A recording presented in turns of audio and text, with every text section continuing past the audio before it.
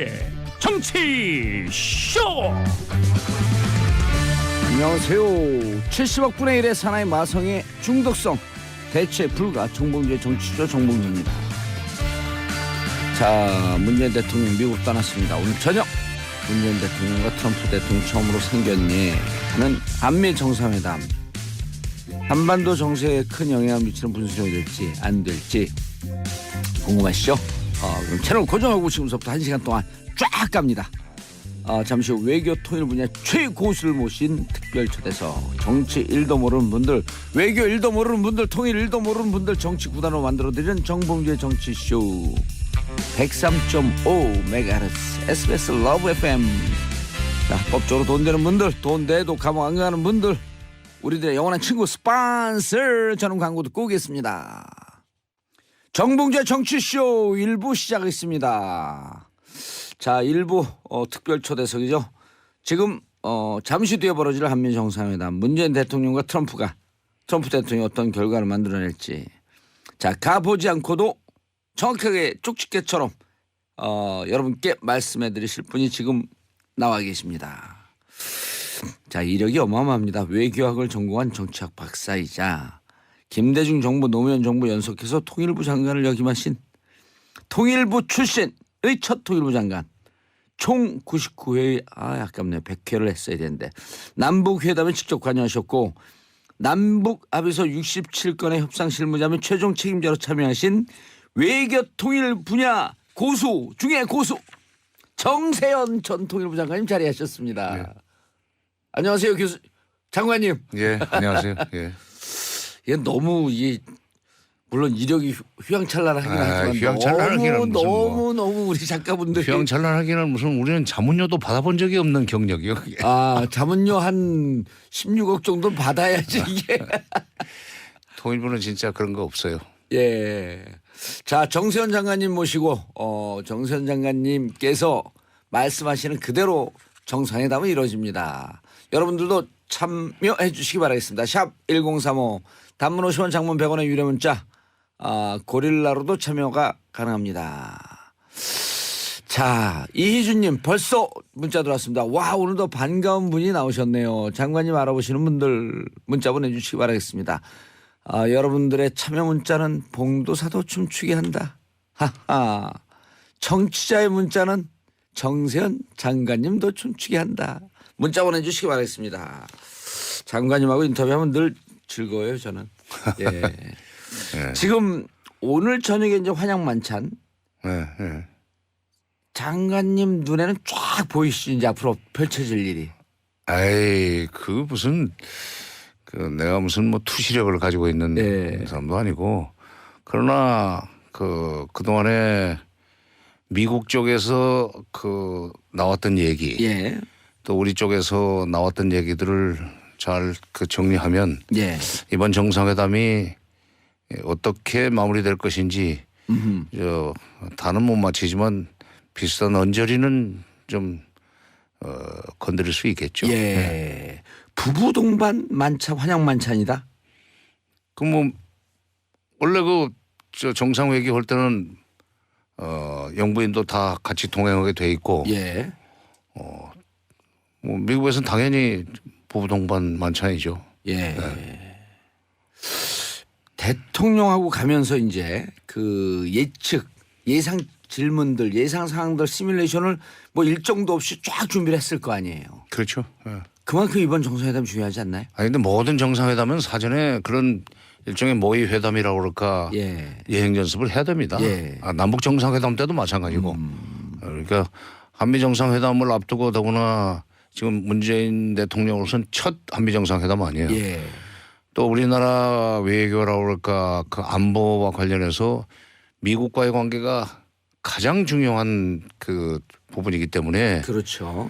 한미 정상회담에서 실수를 하면은 굉장히 좀 어려워집니다. 정치적으로, 국내 정치적으로. 그래서 아마 준비를 철저하게 했을 거고. 그런 점에서 문재인 대통령이 무난하게 한미 정상회담을 마치고 성과를 가지고 돌아올 수 있으리라고 기대를 합니다. 예. 그리고 또 지난 6개월 동안 네. 국제 외교가에서 대한민국은 실종됐었잖아요.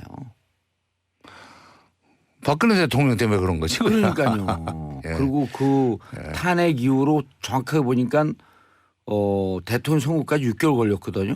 그렇죠. 우리나라 정상에 세계 뭐 얼굴을 나타내지 않았고 그래요. 전 세계가 주목하고 있었던 이상한 나라였으니까요. 이번에 이제 그런 것을 문재인 대통령이 일부에 좀 반전시켜야 될 텐데. 그런 의미에서 이제 이번 한미 정상회담이 의미가 있죠. 예.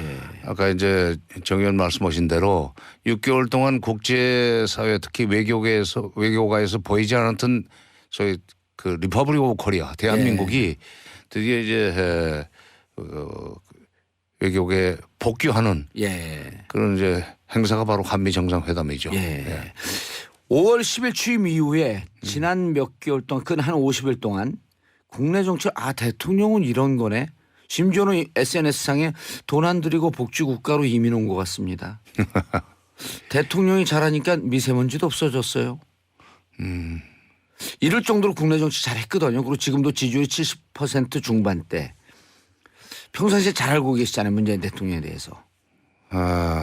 뭐 이렇게 잘한다고 하면은 그거는 조금 과장이고. 예. 계속 같은 기간 내에 이렇게 겹쳐서 일을 하셨었잖아요. 예. 노무현 정부 때도 제가 정부에서 일을 했기 때문에 그때 문재인 대통령은 이제 청와대 민정수석 이었었죠. 노무현 정부 말년에는 비서실장이었었지만 저는 초기에 일을 했으니까. 그리고 2012년 대선 때도 그때 그때 이제 일종의 통일외교안보 분야의 캠프 역할을 했던 남북경제연합위원회에 제가 또 무슨 고문을 맡았었습니다.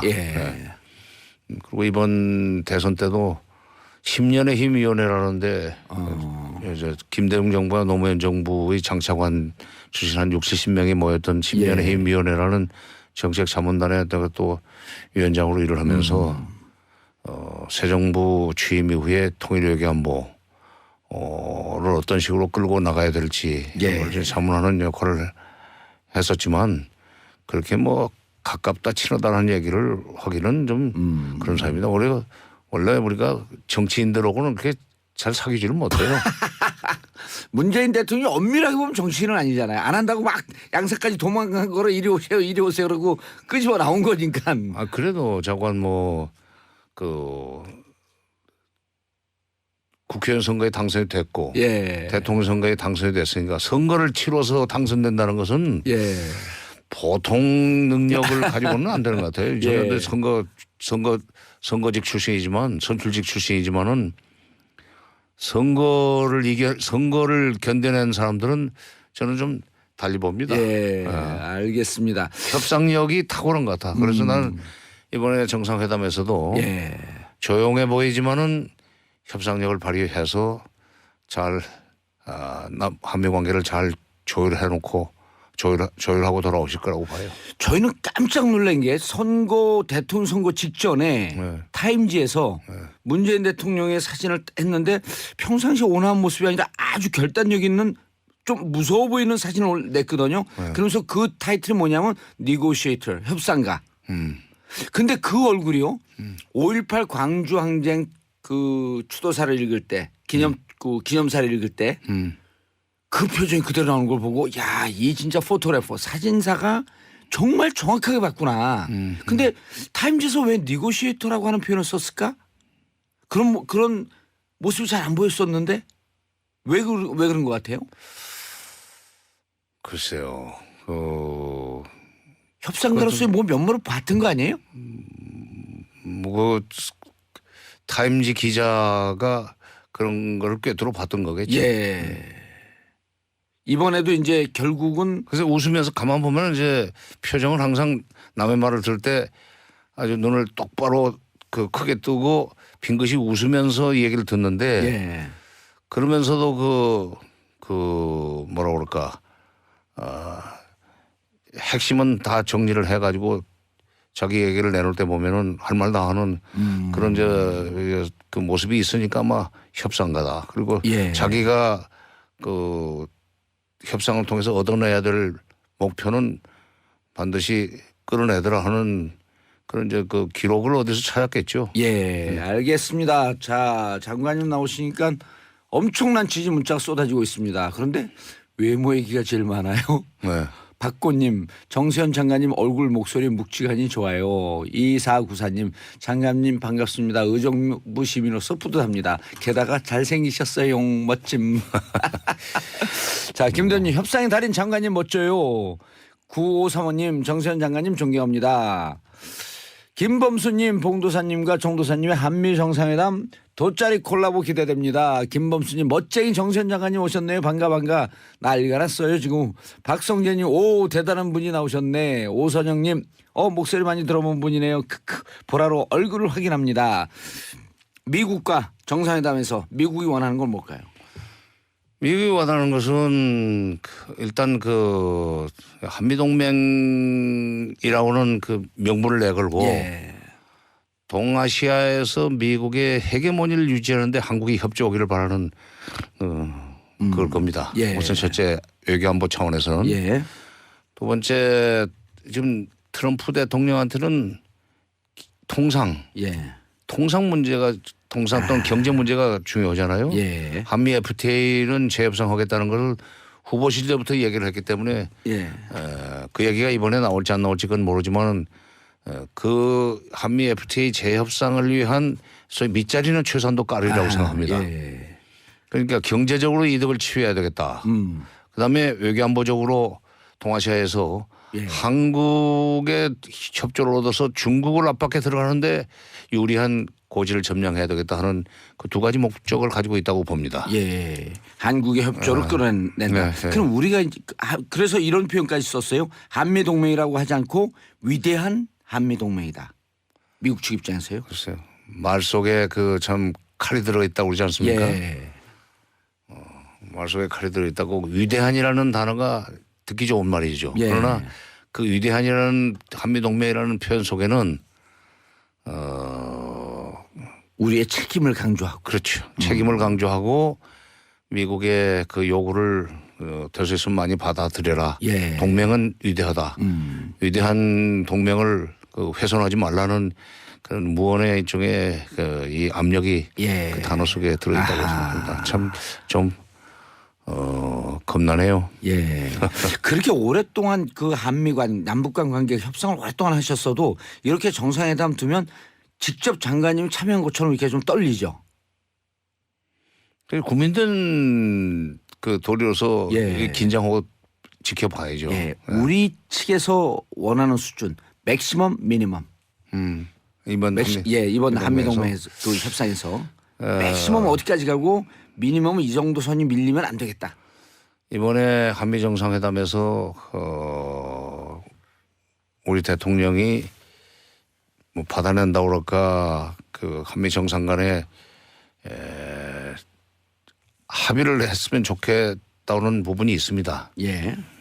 그동안에 문재인 대통령이 후보 시절부터 자기가 대통령이 되면은 남북 관계를 한반도 문제의 중심축으로 삼고 외교안보를 풀어나가겠다는 얘기를 여러 번 했어요. 예. 남북 관계를 중심축으로 삼아서 외교안보를 풀어나간다는 얘기는 그게 우리 운명의 소위 주인공 우리 운명이 결정되는데 우리가 객체가 아니라 그 주체가 되겠다는 얘기죠. 예를 들면 이제 북핵 문제를 푸는 데 있어서도 기본적으로는 뭐 육자회담이든지 또는 한미 공조를 통해서 문제를 풀어야 되겠지만 북핵 문제를 풀어나가는 데 있어서도 그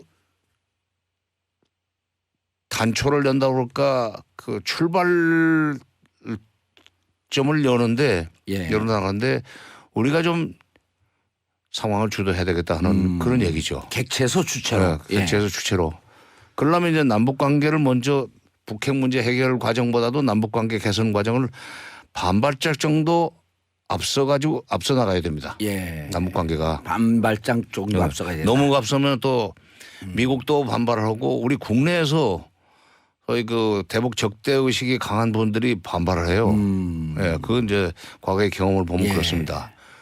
그래서 남북관계가 북핵 문제 해결보다 한 반발짝 정도 앞서 나가는 그런 데 대해서 미국이 트럼프 대통령이 문재인 대통령한테 양해를 해주는 그저 김대중 대통령 시대의 편을 빌린다면은 한반도 문제 해결의 해결의 핸들을 한국이 잡고 우리가 운전석에 앉고 그리고 미국이 조수석에 앉아서 협조를 해주는 그런 식의 어떤 협조 관계를 구축하고 돌아왔으면 좋겠어요. 예. 그게 맥시멈이고 예.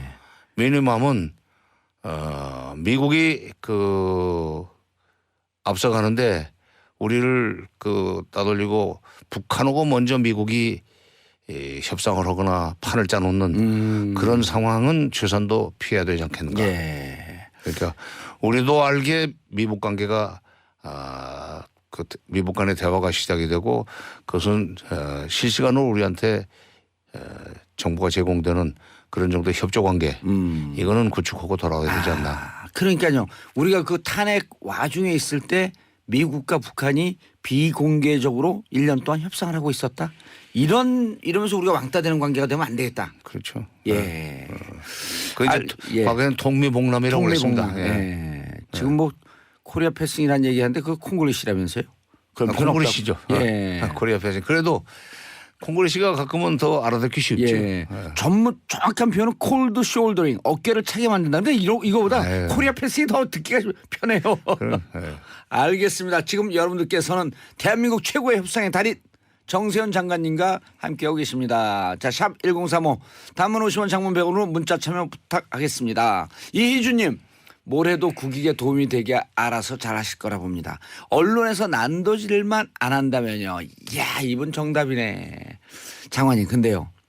대통령 정상회담이 실패하기를 바라는 측이 은근히 있는 것 같아요. 있죠. 대한민국의 이른바 수구 언론들 왜 그렇게 마치 훈수하는 척하면서 실패하기를 은근히 바라는 듯한 그 기사의 뉘앙스는 뭐죠? 그러니까 우리가 아까 제가 이제 이번 회담에서 제일 좋은 것은 남북 관계를 북핵 문제 해결 과정보다 한 반발짝 정도 앞서서 가는 거라고 말씀드리지 않았어요? 그리고 우리가 핸들을 잡고. 그렇지. 핸들을 잡는 거고 그런 건데 그렇게 되는 경우에 이게 북쪽과의 관계 개선이 속도가 빨라지면은 그동안에 대북 적대 상황 또는 분단 상황에서 구축된 기득권이 침해를 받는 수가 있습니다. 응? 이른바 자기를 이 길권을 유지할 때 늘 뭐라고 그랬었냐면 종북 좌파를 그렇지. 비판했던. 예. 그러니까 제 경험을 가지고 말씀드리면 제가 이제 77년에 통일원에 들어가서 쭉 일을 하다 보니까 김대중 정부 들어와서 이제 햇볕 정책이 시작이 됐는데 그 전까지는 남북 간의 화해협력이라는 것이 없던 시절입니다. 그랬었죠. 그런데 남북 간의 화해협력이라는 것이 눈앞에 현실로 되고 피부에 닿는 현실이 되다 보니까 이게 그동안에 담론 수준에 머물러 있던 통일 또는 남북 관계 개선이라는 것이 자기의 기득권을 허무는 어떤 침해하는 그렇지 그런 상황이 된다고 하면서 느끼면서 대북 정책에 대한 반대가 거세게 일어나요. 그게 남남 갈등입니다. 그 전에 김영삼 정부 때까지는 남남 갈등이라는 단어가 없었어요.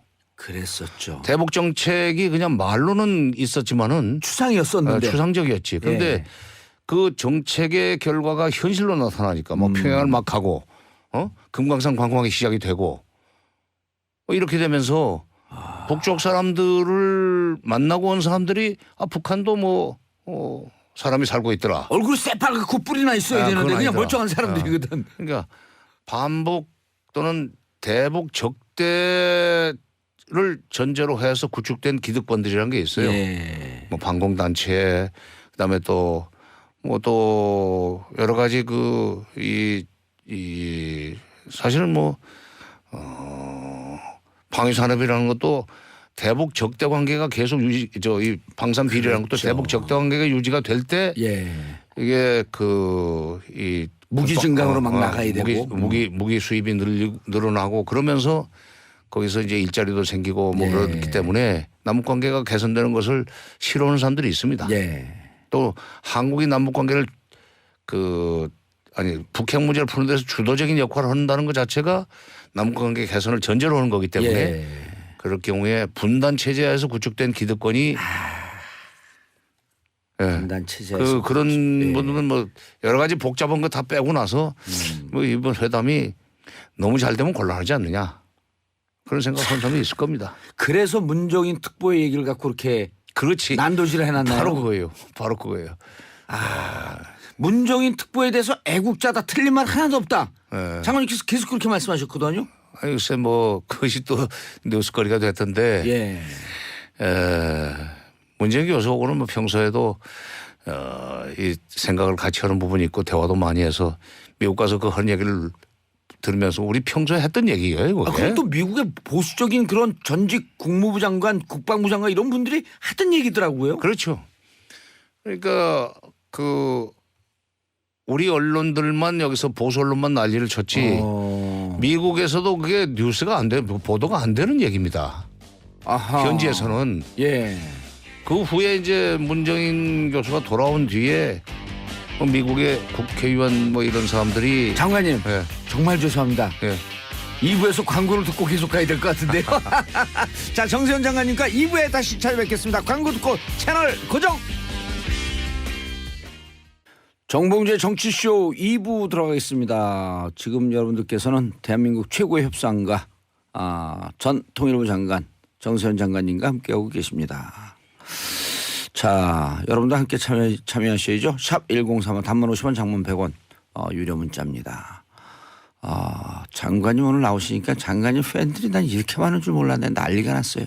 신영대님 남북협상 최고 전문가 정세현 장관님이 오늘 정봉주 쇼에 참석하셨습니다. 윤영희님 장관님 화이팅이요. 정수진님 오늘 나오신 장관님 말씀 정말 잘하세요. 속 시원하네요. 저도 장관님과 같은 생각입니다. 자, 아까 이 그 남북 관계 말씀을 하셨는데 이번에 주제를요.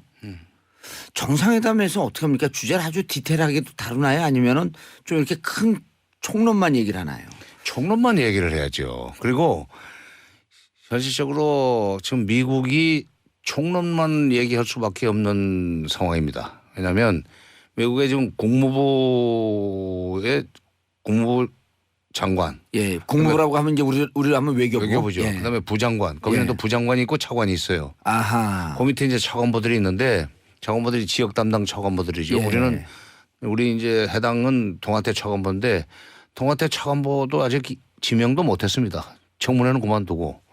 그러니까 국무부 장관 그다음에 부장관까지만 있고 밑에 실무자들은 차관보 이하, 부차관보 이하 그 과거에 오바마 정부 때 관리들만 있단 말이에요. 그러니까 아무것도 세팅이 안 됐네요. 그러면은 어떤 점에서는 그냥 큰 그 방향만 가지고 지금 회담을 하는 거예요. 구체적인 실무적인 문제를 다룰 수 있는 그 팀이 없어요. 예. 어떤 점에서는 우리보다 새 정부 들어선 지 우리 한 지금 한 50일 됐죠. 50일 됐지만은 우리보다 지금 외교안보 라인이 그 라인업이 좀 덜 끝났죠. 우리도 좀 청와대 쪽은 덜 끝났는데 통일부 장관은 오늘 지금 청문회 하고. 예. 근데 미국은 그보다 좀 여러 가지 그 절차 면에서 우리보다 좀 복잡하기 때문에 그 다 끝나려면 아마 7월까지 가야 되지 않겠는가 하는 생각인데 그러다 보니까 미국도 그게 디테일한 문제를 다룰 수 있는 형편이 아닙니다. 예. 그게 문재인 대통령한테는 어떤 점에서는 호재네요. 호재죠. 그다음에 물론 이제 거기서 트럼프 대통령이 난데없는 이 얘기를 할 수 있는 가능성이 높기 때문에 예. 그거는 대비해야 되겠지만은 그리고 정상회담이라는 게 남북 정상회담도 디테일한 거 가지고 정상 간에 얘기하는 거 아니고 이제 그 이후에 실무자들이 그걸 어떤 식으로 문서화할 것이냐는 걸 협상하는데 아마 대체로 지금 정상회담으로 좀 떠나기 전에 한미 정상회담이 끝나고 나서 발표를 어떻게 할 것이냐는 것까지 내용은 다 돼 있을 거예요. 이미요? 네, 발표를 안 해서 그렇지. 아니 정상회담 그렇게 해야지. 거기서 그럼요. 끝나고 나서 그 문서 만들기 합의서 만들고 성명서 만들기 시작하면은 그 언제 그 시간 많이 걸리는 거예요. 그러니까 큰 문제 없고. 그다음에 디테일로 들어가면은 우리가 이제 분리할 것들이 많습니다. 예. 가령 갑자기 뭐 사드 문제가 나온다든지 또는 뭐 FTA 얘기가 나온다든지 원비어 사망 문제가 나온다든지. 근데 원비어는 예. 우리 언론에서는 원비어의 사망 때문에 미국 그 국민들이 분노한다. 예. 그래서 미국의 대북 정책이 영향을 받을 것이다 하는 식으로 우리 언론 얘기하잖아요. 얘기를 하는데 실제로 그렇게까지 그러니까 국민 여론들은 이제 분개하겠죠. 예. 국민들은 분개하고 그런 여론도 있지만 국가의 정책을 다루는데 그것 때문에 영향을 받지는 아니라고 생각해요. 미국이. 미국은 전 세계를 관리하는 일종의 거대 제국입니다. 예. 그 사건 가지고 그러지는 않을 거고 그런 식으로 한다면 우리도 뭐 이태원에서 일어나는 미군이 우리 그 국민들한테 가한 무슨 이런 저 잘못된 행동에 가지고 미국에 대해서 막 그냥 뭐 항의하고 뭐 정책을 바꾸거나 이래야 되는 일이 한두 번입니까? 그러니까 예. 그거 가지고는 걱정 안 해도 돼요. 예. 원비어가 무슨 원비어 사건이 이번 한미 정상회담에 영향을 미치지 않을 미치지 겁니다. 않는다. 네. 그런데 며칠 전에 마이클 그린이라고 하는 미국 전략 국제문제연구소 부소장이 정상회담을 앞두고 어디서 문제가 터질지 모르는 러시아 룰렛 게임 같다 하면서 아주 비관적인 인터뷰를 했단 말이에요. 그 제이모 일보와 6월 23일 인터뷰예요. 마이클 그린이라고 하는 사람이 실질적으로 미국 외교 정책, 대북 정책 이런 데 뭐 영향이 좀 있어요? 옛날에 국무부에 있었죠. 아세요 이분을? 뭐 국무부에 있었는데 개인적으로 모르는데 서로 이제 그 경력은 알죠. 예. 뭐 미국 국무부의 관리 출신이고 그 사람은 주로 친일 성향이 좀 있는 친일 성향이 강하죠. 예, 그런 사람인데 이 CSIS라고는 지금 아까 뭐라고 그랬어요? 무슨 CSIS일 겁니다. CSIS 전략 국제문제연구소. 예. CSIS라는 그 싱크탱크에 있는데 그동안에 그 논조를 보면은 조금 그 남북 관계가 잘 되는 걸 견제하는 쪽의 얘기들을 많이 하고 또 한일 간에 문제가 생기면 무조건 일본 편 들고 그리고 일본이나 한국은 무조건 미국 말 들어야 된다 하는 일종의 그 대국주의적 기질을 가지고 있는 사람이에요. 그러니까 어떤 그 기사를 보거나 전문가들의 발언 내용을 그 분석할 때는 그 사람의 기본적인 외교 철학이 무엇인가를 알고 들어가야 됩니다. 그래야 이게 어디까지가 이게 우리가 믿을 수 있는 얘기고 어디서부터는 이거는 우리가 무시해도 된다 하는 이제 판가름이 나죠. 마이클 그린 얘기는 신경 안 써도 돼요. 뭐 잘못되기 바라는 거 국내 정상회담 잘못되기 바라는 사람하고 비슷한 생각을 가지고 있어요. 아니, 그 언론하고 또 인터뷰를 했어요. 글쎄 그러니까 이 남북 적대 관계가 유지되면서 장사가 되는 사람들이 있잖아요. 응? 누구랑 막 얘기하고 싶어요. 근데 얘기하면 안 되니까. 뭐 학자들도 있고 그다음에 또 뭐 정치인들도 있고 그렇습니다. 그런데 이제 남북 정상회담이 그러니까 믿을 만한 리더다. 믿을 만한 지도자다. 우리 한미 동맹 이렇게 굳건하네. 여기까지 확인을 하고 그다음에 이제 그다음 가게 되면 남북 문제가 급진전될 가능성이 있잖아요. 그러기는 어려울 겁니다. 그러기는 어려운가요? 그랬으면 좋겠는데 그러니까 내가 아까 이번 한미 정상회담에서 북핵 문제 해결과 남북 관계 개선이라고 하는 그 투 트랙으로 우리가 가야 되는데 박근혜 정부 때는 완전히 남북 관계는 북핵 문제 종속시켜 버렸단 말이죠. 북핵 문제 해결되기 전에는 남북 관계는 아무것도 안 하겠다 하는 거였었잖아요. 이제 문재인 대통령은 남북 관계를 북핵 문제를 포함한 한반도 문제 해결의 중심축으로 삼겠다고 했으니까 이제 투 트랙으로 가야 됩니다. 그런데 우리가 반발자가 앞서가고 그다음에 핸들을 우리가 잡는 쪽으로 양해가 돼서 돌아오면 제일 좋겠지만 설사 그런다 하더라도 지금 넘어야 될 산들이 많습니다. 남북 문제는 좀 북핵 문제보다 반발 앞서가야 된다. 반발 앞서가야 되지만은 그 반발 앞서간다 하더라도 우선 국내적으로는 오이사 조치를 어떻게 할 것이냐는 문제가 있고 이명박 때 냈었던 유엔 대북 제재가 아직도 유효한 상황에서 그거를 어떤 그 뒷골목으로 돌아서 앞으로 나가느냐 하는 문제가 있으니까 그거 이제 돌아오면 연구를 해야 되고 그런 점에서 그 소위 돌파구랄까 퇴로를 찾는 데는 오늘 지금 청문회 오고 있는 조명근 후보자가 통일부 장관이 되면은 잘 찾아내리라고 나는 믿습니다. 그래요? 네. 어떤 그 강점이 있는데? 실무적으로 그 모든 일을 다 개성공단, 예. 금강산 관광, 남북철도도로 연결 그 사람 국장 때 했어요 다. 그럼 정세현 장관님이 인정한 남북 문제 전문가. 그리고 통일부 출신 두 번째 장관이고. 그러네요. 제가 그 부처 출신에. 예. 오. 김영삼 정부 때는 제가 통일비서관을 했을 때 그 통일비서관실의 행정관으로 같이 일을 했고 예. 또 김대중 정부였던 차관 장관으로 있으면서는 거기 이제 국장으로 되고 있었고 근데 대북 협상만 잘하는 것이 아니라 예. 대미 협상도 잘해요. 미국과 협상 경험도 있어요? 통일부가 직접 나서야 되는 그러니까 남북 관계를 풀어나가는데 미국과 협상을 해서 미국의 양해를 구해가지고 나가야 될 일이 많습니다. 그거를 다 뚫어낸 사람이에요. 예. 그러면은 대미 관계 그렇고 대북 관계 그럼 북측에서도 이제 북측에서 대남 관계하는 분들이 보통 30년 40년 동안 그 직책에서 바뀌지 않고 계속 일을 하잖아요. 익숙한 사람이고. 그럼 북한 측에서도 조명균 후보를 잘 아나요? 잘 알죠. 어허. 여기 점이잖아요. 그래서 별명이 점백이에요. 북한에서. 그럼 북한 그만큼 친해요. 그러나 친하다고 그래서 북한 사람한테 끌려가는 사람은 일방적- 아닙니다. 그건 아닙니다. 흔히들 햇볕 정책 하면은 무슨 북한한테 퍼주기 그다음에 대북 협상은 끌려가기 이런 식으로 알고 있는데 예. 북한만 벼랑 끝 전술 쓰는 게 아니에요. 예. 북한이 벼랑 끝 전술을 쓰면은 우리는 그보다 더 세게 나갈 수 있습니다. 왜?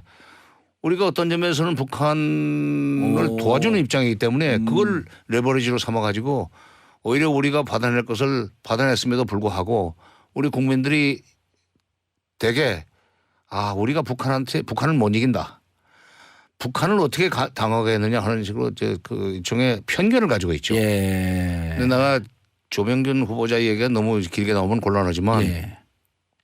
장관님 현역에 계실 때 네. 실제로 북한을 여러 차례 야단치면서 끌고 왔던 이런 경험들이 그것도 있으시잖아요. 있죠. 근데 저는 그 인상을 쓰고 고함을 질러 가지고 이제 그 북한 사람들의 태도를 바꾸면 되지만 조명균 후보자는 저처럼 인상 쓰거나 무슨 뭐 큰 소리 하지 않고 조용조용히 해가면서 북한이 결국 우리 페이스로 우리 쪽으로 우리가 바라는 쪽으로 태도를 바꾸도록 끌어내는데 탁월한 협상력을 가지고 있어요. 그거 재밌는 대목이래. 왜냐하면 햇볕 정책이나 이렇게 되면 퍼주기 아니냐, 일방적으로 끌려가는 거 아니냐 이렇게 오해하는 분들이 너무 많거든요. 우리 보수 언론의 그 잘못된 보도 때문에. 예.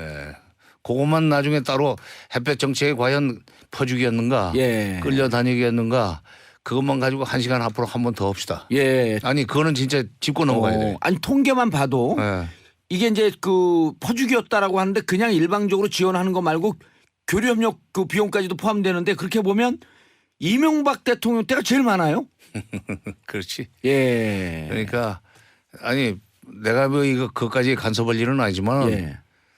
그 햇볕 정책에 대해서 비판적인 사람하고 같이 앉아가지고 한번 했으면 좋겠어. 근데 그렇게 되면요 얘기를 오랫동안 재밌게 못하고 햇볕 정책만 갖고 왜냐하면 이제 미국 갔다 와서 협상 잘 되면 그다음에 이제 조명균 장관이 장관이 되면 또 남북 문제를 살금살금 풀어야 되기 때문에 이럴 때는 장관님의 훈수가 꼭 필요한 거예요. 뭐 예. 아니 그 사람은 훈수 안 해도 잘 알아서 해요.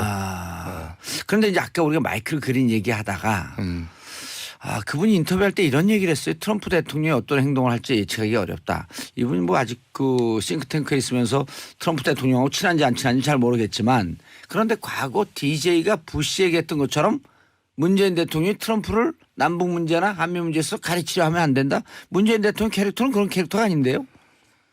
바로 그 대목이에요. 그러니까 문재인 대통령이 트럼프를 가르치려고 하면 안 된다는 얘기가 예. 한국이 지금 이 상황을 주도하려고 감히 욕심내지 마라. 너 지금 우리가 시키는 대로 해야 돼 하는 철학을 가지고 있는 사람이거든. 미국 중심주의 사고가 굉장히 강한 사람이에요. 지금 문정인 후보가 지난번에 워싱턴 가서 한 얘기는 바로 한국 중심성을 갖춰야 된다. 한미 관계에서 한국 중심성이 필요하다. 문재인 대통령이 와서 그런 얘기를 그렇게 하라는 건 아니었지만 결국 요지는 그거 있었습니다. 그거 보고 아마 문정인 교수가 했던 식으로 문재인 대통령이 나긋나긋하면서도 결국은 한반도 상황을 한국 중심으로 풀어나가겠다는 얘기를 할까 봐서 겁나는 거예요 지금. 근데 나는 그분은 친일적 사고가 강하기 때문에. 친일적 사고가 강하고 미국 중심주의가 너무 강해요. 그런데 과거에 남북 관계가 급진전되면 그러니까 주한 미 대사관 직원들이 바빠졌다면서요?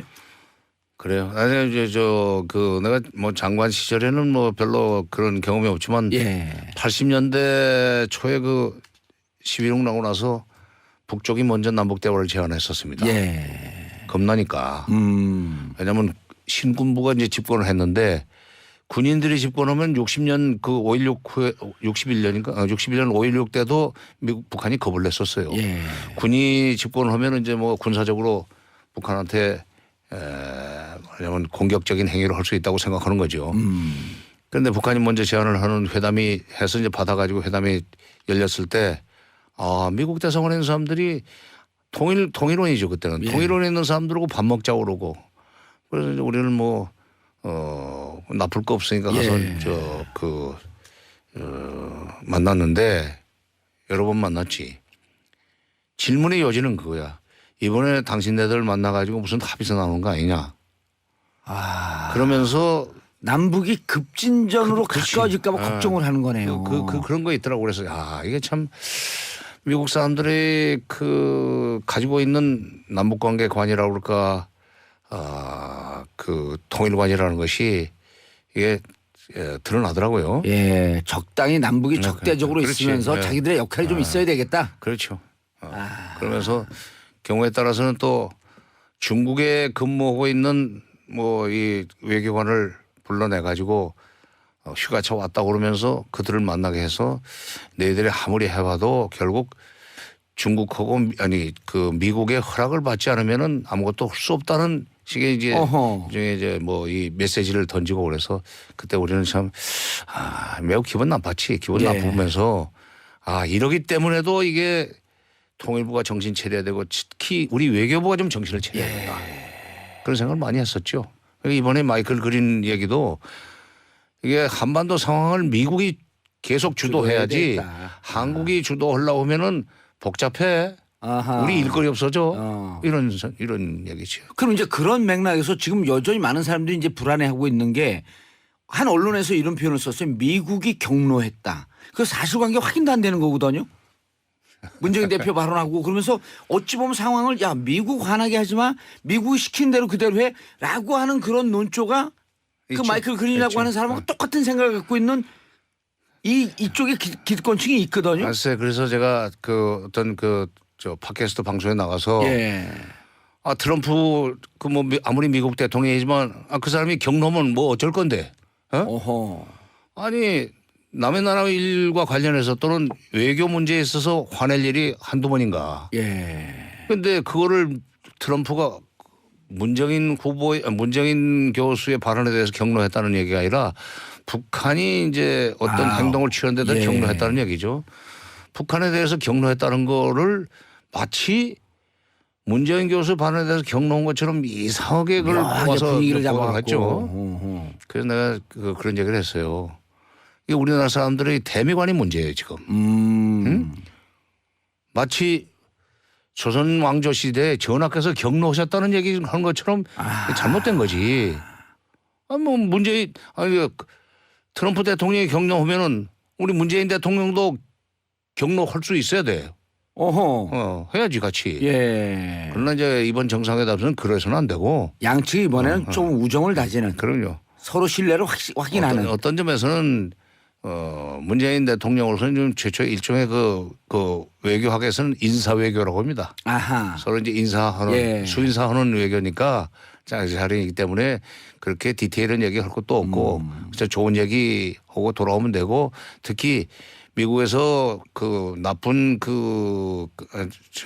이번 정상회담에서 나쁘게 결과가 나오지 않도록 하기 위해서 딱 가자마자 장진호 전투 뭐에서 사망한 분들의 뭐 묘소에 가서 헌화하는 퍼포먼스부터 하지 않습니까? 예. 그 한미 동맹은 굳건하다는 것을 예. 좀 상징하는 사건이죠. 예. 미국 하면 기분 좋을 거예요. 그 정도 우리가 했으면 그 정도 했으면 미국도 우리한테 선물 줘야지. 그러니까 우리 곤란하게 할 일은 않을 거예요. 예. 그 정도. 그러니까 통일부도 정신 차려야 되고 외교부도 정신 차려야 된다. 외교부 장관 강경화 장관 역할이 좀 있겠네요. 그건 모르죠. 그건 모르는데 개인적으로는 잘 모르세요, 강경화 아직 장관. 개인적으로는 잘 모르죠. 개인적으로 잘 알 수 있는 경력이 아니니까 서로가. 예. 근데 그분의 길이 있었고 나는 또 내 길이 있었으니까 그건 예. 아니고 모르고. 근데 지금 내가 이 자리에서 뭐 그 얘기까지 길게 할 건 없지만 예. 하여튼 이 우리 외교부는 좀 미국 중심성보다는 중심주의보다는 자국 중심주의, 한국 중심적 사고를 가지고 철학을 가지고 우리 외교를 좀 풀어나갔으면 좋겠어요. 알겠습니다. 자, 정세현 장관님과 함께하고 계시고요. 샵 1035 단문 50원 장문 100원 문자 보내주시기 바라겠습니다. 3554님. 자, 북한이 연평도 포격도 했잖아요. 북한을 너무 봐주기식으로 안 하면 좋겠어요. 북한이 세게 나갈 때 세게 나가야 된다. 아까 말씀을 하시긴 하셨는데 이 부분에 대해서 사람들이 얘기를 하고 또 듣고 돌아서면 햇볕 정책은 퍼주는 거였었잖아. 우리가 북한에 일방적으로 끌려가는 거 아니었어요? 근데 구체적으로 야단친 사례를 하나라도 좀 말씀을 해 주셔야죠. 저로서는 마지막 그 장관급 회담이었는데 예. 2004년 5월 4, 5, 6 예. 그 평양에서 그 진행된 장관급 회담입니다. 예. 그게 아마 14차인가 그럴 거예요. 예. 그때 북한이 그 전차 회담 그러니까 2월 달에 와서 약속했던 군 장성급 회담 약속을 뭐 이행하지 않으려고 버티던 회담이었었습니다. 2월에 군 장성급 회담을 약속을 했는데 5월 갔는데 5월 달에도 그냥 어떻게 그 약속을 뭉개려고 그랬었어요. 예, 슬금슬금. 그렇지. 뭐 여러 가지 핑계 대면서 예. 뭐 그 약속 해놓고 뭐 남쪽이 한미 군사 훈련을 했다느니 뭐 이 핑계 대면서 그렇게 못하겠다고 그래서 그때 내가 아니 한미 연합 훈련이 한두 번이냐. 당신 내가 2월 달에 그 약속할 때 4월 달에 3월 말부터 4월 달에 그 회담 그 훈련 진행된다는 것은 뻔히 알면서도 약속을 그럼요. 해놓고 그 핑계를 대는 게 말이 되느냐 하는 식으로 얘기를 하면서 이런 식으로 한다면은 앞으로 그 일체 무슨 쌀이나 비료 같은 거 지원받을 생각은 마라. 없다 이제. 그리고 나는 합의서 만들지 않고 돌아가겠다. 예. 이런 식으로 약속을 해놓은 걸 지키지 않는 사람들하고 무슨 합의서 만들며 무슨 회담을 계속하겠는가. 나 이 회담을 끝으로 해서 내가 장관직 또 내놓을 준비가 돼 있다. 판 깨버린다. 그런 식으로 겁을 줬지. 예. 그랬더니 뭐 바로 태도 바꿔가지고 회담 곧 엽시다. 예. 그리고 바로 그 이제 6월 달에 그때 5월인데 6월 달부터 장성급 회담이 시작이 됐죠. 약속 지켰죠. 우리 언론에서 이렇게 왜곡하는 경우가 많았거든요. 북한이 그렇게 못하겠다. 근데 군사훈련 때문에 못하겠다 그러니까 장관이 가서 꼬랑지 내리고 북한이 원하는 대로 다 들어주고 내려왔다. 아니 그래. 예. 우리는 그러지 못합니다. 아니 뭐 목소리 보세요. 그렇게 하게 생깁니다.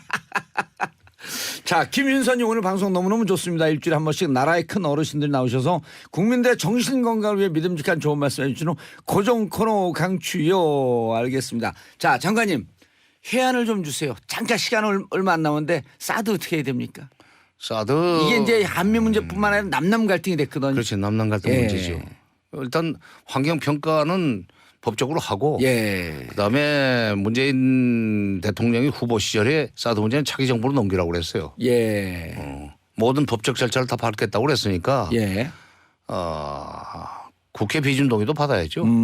또 하나 국회 비준 동의를 받을 수밖에 없도록 트럼프가 일을 벌렸어요. 예. 10억 달러 내라고 하지 않았어요. 그렇죠. 돈이 그렇게 나가면은 예. 반드시 국회 그 비준 동의를 받아야 됩니다. 10억 달러면 이제 1조 2천억이에요. 그렇지. 그러니까 그렇게 돈이 나가면은 국회 비준 동의를 받아야 되니까. 1조 2천억 한미 방위비 분담도 뛰어넘는 액수예요. 법대로 하면 돼요. 법대로 사드 문제는. 법대로 하자. 네. 환경영향 평가 다 하고. 그렇지. 그 정도 돈 나올 거면 국가 예산이니까 국회 비준 동의 받고. 글쎄 법에 헌법대로 하자 이거지. 헌법에 규정돼 있잖아요. 예, 국가 간의 협정.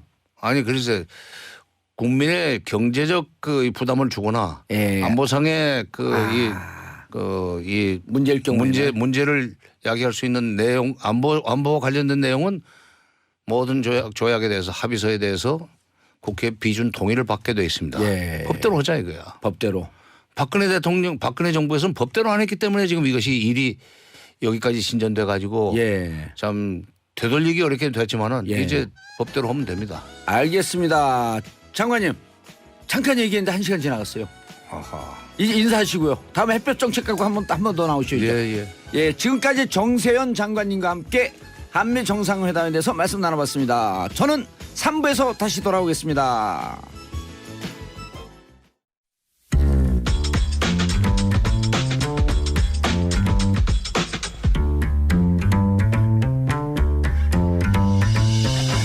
여러분께서는 지금 정봉주의 정치쇼를 듣고 계십니다. 정치의 모든 것 정봉주의 정치쇼.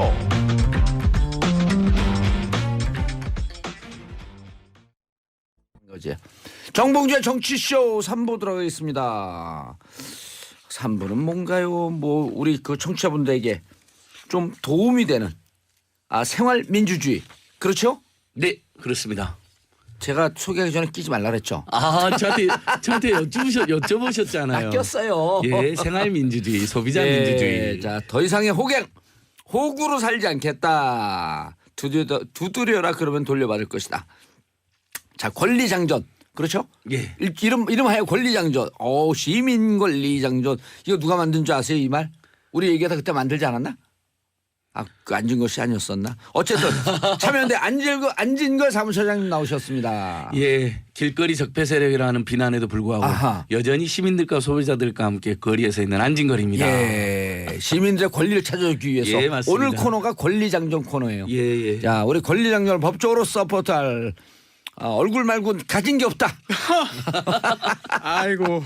손수호 변호사님 자리하셨습니다. 네, 안녕하세요. 손수호입니다. 이쪽으로 좀 오셔야지 얼굴이 보일 것 같은데 조금 더 더 가요? 오세요. 자, 예. 야 이제 보이시죠? 자, 카메라 보고 손 한번 흔들어 주시고 안진걸 먼저 저기. 죄송합니다. 제가 이런 게 익숙치가 않습니다. 자, 손수호 변호사님 손 네, 흔들어 안녕하세요. 주시고요. 얼굴 적폐 세력, 비주얼 적폐 세력 손수호. 예, 뭐 예, TV에서 뵌 것보다 훨씬 미남이신데요. 그러니까 다른 사람들 열받게 만드는 거지. 아니 적폐는 안 좋은 거 아닙니까? 청산. 테니까요. 청산 대상. 또 어디 그 TV 출연 때 나왔죠? 어디요? 메이크업도 좀 하고 왔어. 제가 목요일마다 모 방송국 갔다 왔습니다. 알겠습니다. 네. 오늘 무슨 타이틀 갖고 오셨어요? 지금 우리 시민들께 유용한 정보. 예. 우리 정치쇼에서도 여러 번 알려줬던 KT 환급금 예. 아직도 못 찾아가신 분이 수백만 명입니다. 예. 빨리 이거 찾아가시라는 거하고 예. 또 그게 못지않은 최근에 통신요금 인하 논란에서 정부가 최근에 대체로 세 가지를 발표했잖아요. 예. 2만 원 요금의 보편 요금제를 곧 출시하겠다.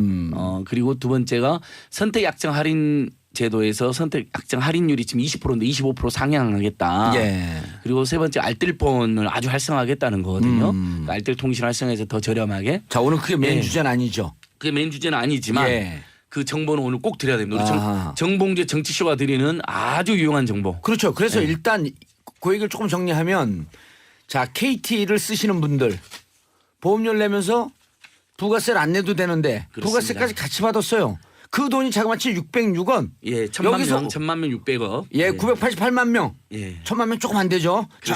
정확하게 하시죠. 예. 가짜 뉴스 생산하면 안 됩니다. 자, 988만 명. 예. 이 중에 지금 찾아간 분들이 200만이 채 안 됩니다. 맞습니다. 그래서 이거 어디 가서 신청하지? 잘 모르겠으면 wide9.net 가면은 쉽게 설명해서 갈 수 있는 길을 줘요. 예, 포탈에서도 다 안내해주고 있고 예. 와이드9.net. .net. 제일 저도 먼저 들어가봤는데 시작하는데. 예. 전국구잖아요, 그게. 그렇죠. 와이드9.net. 저도 들어가봤는데 생활에 유용한 정보 엄청 많더라고요.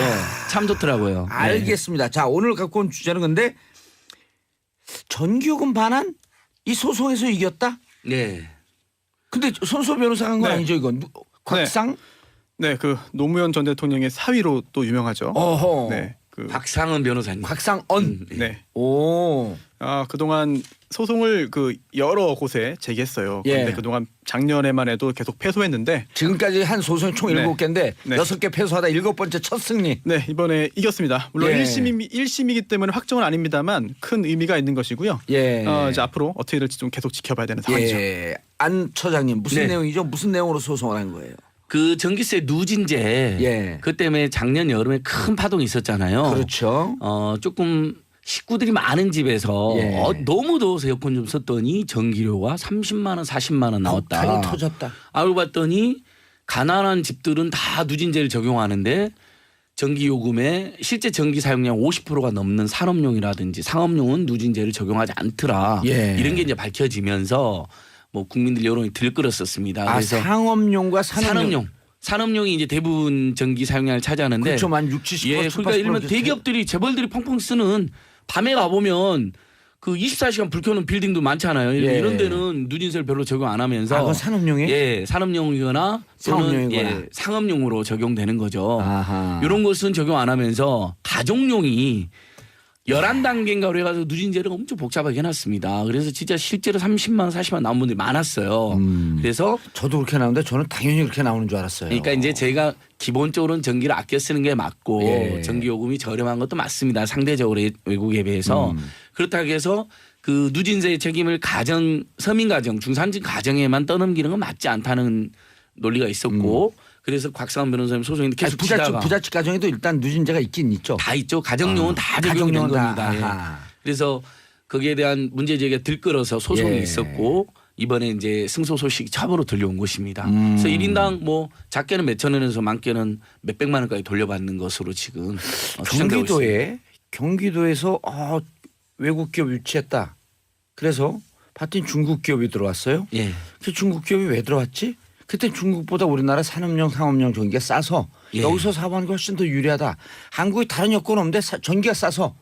그러니까 우리가 누진제에서 우리 돈 걷어다가 결국은 대기업 하는 분들 혹은 못 모르고 아니라 우리 싼 전기 찾아 들어온 예. 분들 그분들한테 퍼준 거 아니에요.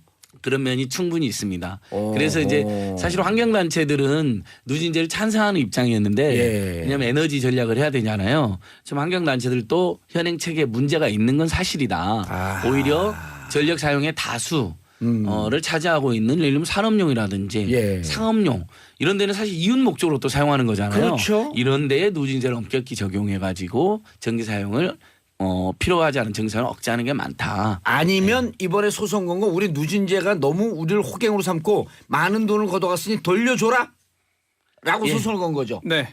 제도가 잘못됐다라고 소송을 건 게 핵심은 아니고요. 예. 그건 배경이고 예. 결과적으로 돈을 돌려달라는 겁니다. 예, money back please. 네, 한전이 그동안 부당이득을 취했다. 이야. 그 부당이득을 돌려달라는 건데요. 이게 법적으로 부당이득이 잘못된 이득 그렇게 보시면 안 되고요. 법률상 원인이 없이 돈을 가져갔으면 부당이득이기 때문에 돌려줘야 됩니다. 그런데 이게 그동안은 불법적으로 가져간 게 아니고 네, 뚜렷한 원인을 네. 없이 가져간 돈은 다 부당이득이니까 반환해야 되는데 그동안은 이게 한전은 근거가 있다고 주장합니다. 뭐냐면 한전이 발전소로부터 전기를 사서 예. 가정 등의 전기를 파는 거거든요. 예. 그런데 인식은 잘 못하고 있지만 한전과 뭐 일반 가정 예. 이용자 사이에 계약이 다 체결되어 있습니다. 그리고 그 계약은 약관으로 이루어져 있는데요. 예. 약관이 너무 불공정하다. 왜냐? 가정용의 경우에만 이렇게 아주 혹독한 누진제가 그동안 있어 왔는데 너무 불공정하기 때문에 효력이 없다. 그렇다면 부당이득 아니겠느냐라고 해서 그 부당이득을 돌려달라는 소송을 제기했고 이번에 처음 이긴 겁니다. 그럼 그 소송 건 사람만 돌려줘요? 아니면 다 돌려줘요?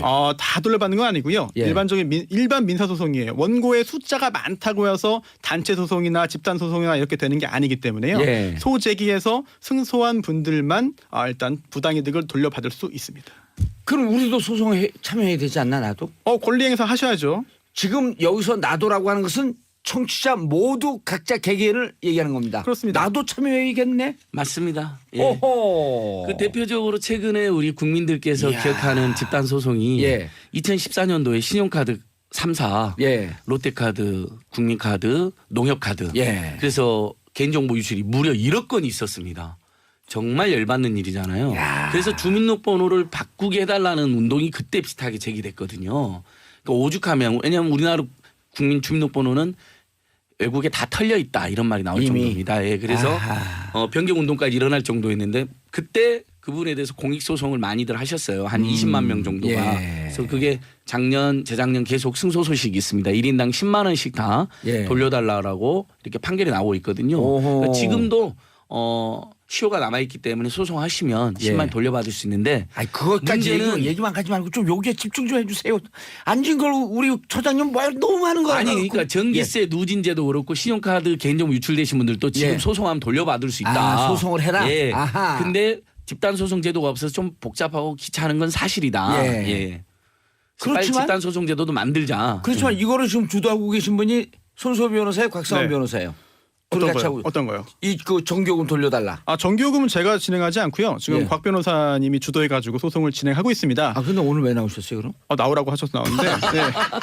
신용카드 소송은 제가 원고 한 1,000분 이상 대리해가지고 그걸 하셨어요, 또? 진행해가지고 1심 승소를 했고요. 와, 네. 박수. 이야, 잠깐만. 우리 흥분하면 안 돼. 네. 자, 9279님 전기요금 누진제 전 동의합니다. 자원빈고에서 전기를 아껴야죠. 근데 그럴 거면 일반 가정뿐 아니라 산업용 전기도 누진제라고 하세요. 왜 일반 시민들만 아껴 써야 합니까? 찬성합니다. 9600님 힐링 머리가 시원하게 힐링됩니다. 황숙현님 안진걸님도 훈남이세요. 멋져요. 아유 고맙습니다. 예, 너무 냉냉냉. 쑥스럽네요. 김인선님 울 봉도사님보다 약간 덜 잘생긴 손 변호사님 고정인가? 후후. 자, 그럼 전기부터 신용카드 할까요? 그거 쓰는 사람 네, 네. 무슨 카드라 그랬죠? 롯데카드, 롯데카드, 국민카드, 국민카드, 농협카드. 네. 농협카드. 네. 저 농협카드 쓰는데. 그러니까 그러면 대부분 농협 유출됐습니다. BC죠? 실제로. 예, 농협 맞습니다. BC. 예. 오호. 국민카드는 안 쓰는구나.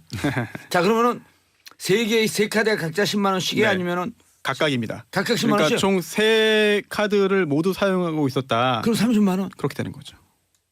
야. 그런데 이것도 지금 1심이 지금 선고됐고요. 예. 지금 항소심이 빨리 진행된 소송은 지금 항소심이 곧 선고되거든요. 예. 아직 확정은 아닙니다. 이거 보세요. 김진승님. 이렇게 빨라야 돼요. 와우. 정치쇼 듣고 지금 한번 조회했는데 5,000원 환급. 좋은 정보 감사합니다. 오. 와이드 9.net 하기엔 바로 직통으로 갈 수 있는 길이 있습니다. 자, 그러면 신용카드 신청하고 싶어요. 저. 네. 어디에다 해야 돼요?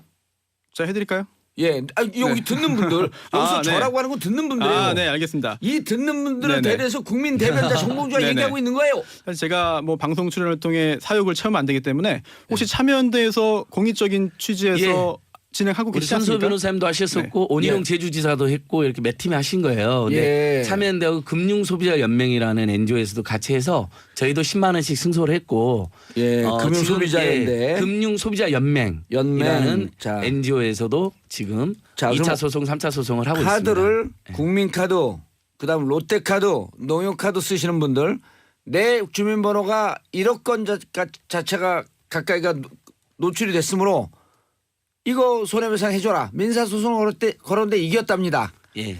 그래서 인터넷에서 금융소비자연맹을 검색하셔서 금융운동하는 시민 NGO 단체입니다.